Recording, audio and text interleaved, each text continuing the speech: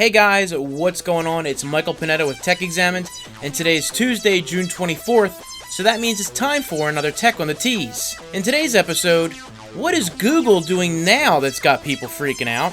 Apple is hiring more employees. What for? And Google I/O starts tomorrow, so what goodies are they going to have for us? So we have all that to cover today, so let's get started.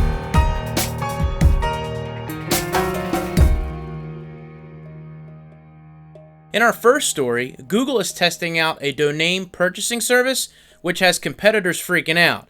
Now, as we all know, small businesses as well as big businesses have really jumped into the idea and are really growing when it comes to social media, Facebook, Twitter, all those things.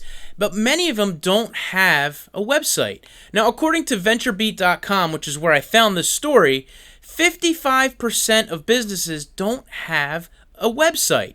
Now, if you can picture this, you have something that you want to sell, and you go through newspaper ads, you go through word of mouth, but how far is that really going to get you? This service is still only in beta, and you do have to get an invite to try it out. Now, I didn't find it too difficult to go through putting up my own website and getting it all registered. It was building the website that took a little bit of time doing, and is still always something that is a work in progress. Now, some of the things that I did see in the story that Google could be offering is a no cost for private registration. So basically, Google covers the cost of keeping your name and address and other information private.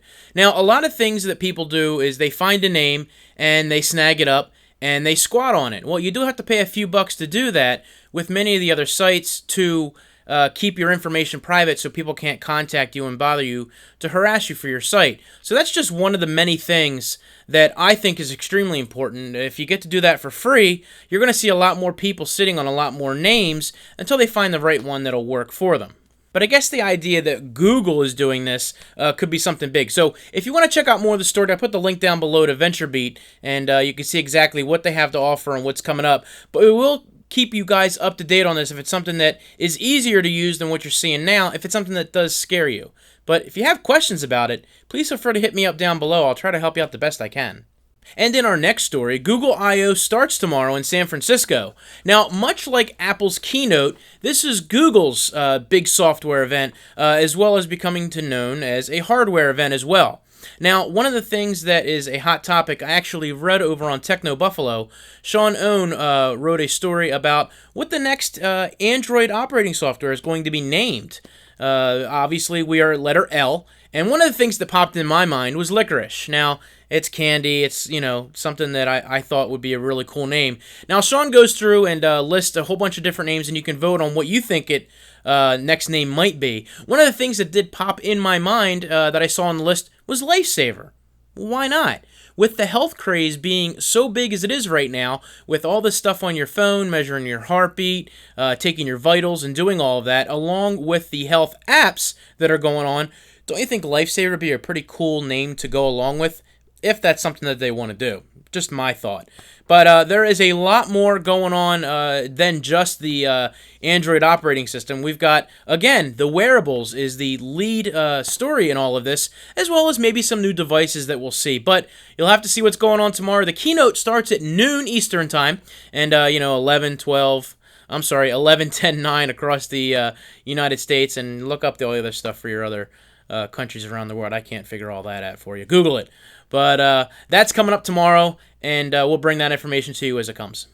And in our last story, which I found on MarketWatch.com, Apple and, of course, Foxconn is hiring a total of 100,000 employees for their mainland China and Japan operation in preparation for, iPhone 6 perhaps? Now, what iPhones exactly they're talking about, who knows? Are we going to see a 4.7 and a 5.5? Or are we just going to see a 4.7? Or are we going to see a 5-inch? Who knows? But the mock-ups that have come out lately are definitely, in my opinion, look pretty cool to have the larger device. Now, I have my own opinion on the front design, and I wish it would change a little bit. But we'll get into that more down the road. But 100,000 employees, whew, that's amazing.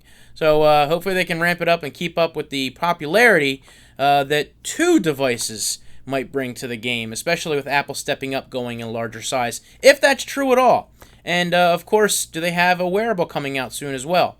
But we'll definitely give you guys more information on that. And, of course, those are our 3 stories for today. Tomorrow, I'm heading up to New York City for like a CES preview type show that they have going on. So I'm going to do a couple stories up there for you guys. Hopefully there's something to talk about, something to show, and I'll bring it to you guys in the coming days. But that is it for me. If you guys like this content, please be sure to hit that thumbs up button. Your support's greatly appreciated, as always. And if you want to check out our previous video, that is right here.